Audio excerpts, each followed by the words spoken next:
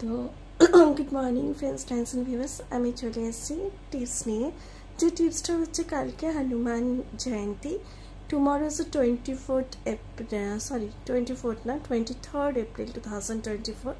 কালকে হনুমান জয়ন্তী, এবং হনুমান জয়ন্তীতে কি স্পেশাল রিচুয়াল করা খুব ভালো, যেখানে কি হয় না, অনেক মানে বলে না সংকট মোচন, অনেক সংকট আসছে যেগুলোকে তুমি অতিক্রম করতে পারবে, বা অনেক বাধা আসছে যেগুলোকে তুমি অতিক্রম করতে পারবে, বা অনেক তোমার ইচ্ছা যেগুলো পূর্ণ করার জন্য তুমি মন থেকে কষ্ট করছো কিন্তু পারছো না, সেগুলো এই ছোট্ট রেমেডির মাধ্যমে একেবারে তো ওয়ান শটে কোনো কিছু ফুলফিল হয় না, এটা আমি বলে দিচ্ছি।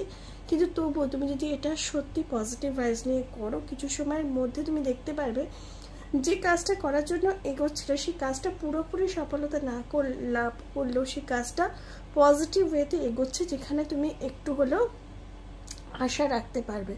তো কি সেই রেমেডি? কালকে হনুমান জয়ন্তীর দিনে তোমাকে 21টা পানের পাতা, মানে একদম পানের পাতা যাতে মানে বোটা থাকে না, ওই রকম পাতা নিয়ে আসতে হবে।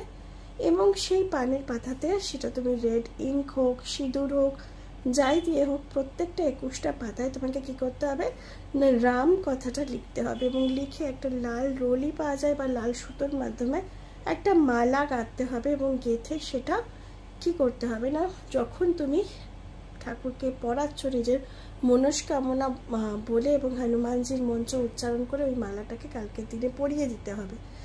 দেখবে কিছু সময় পরে, এটা বলবো না যে তার পরবর্তী তোমার সমস্ত মনস্কামনা পূর্ণ হয়ে যাবে, তাহলে তো পৃথিবীটা খুব সহজ হয়ে যেত, এরকম কিছু হয় না। কিন্তু তুমি যে পজিটিভ থিঙ্কিং, মানে যে থিঙ্কিংটার জন্য যাচ্ছ বা করছো বা চেষ্টা করছো, সেটা আরও সহজসাধ্য করে দেবে সেই লক্ষ্যের দিকে তোমাকে এগোতে। তো ট্রাই করো রেমেডিটা, আর কেমন লাগলো বলো। আমি আসছি, তোমরা আমাকে একটু কথা বলতে আসতে বলেছিলে, তোমাদের কিছু কিছু কোয়েশ্চেন আছে, সেটাকে নিয়ে। Till then, bye bye and have a wonderful day.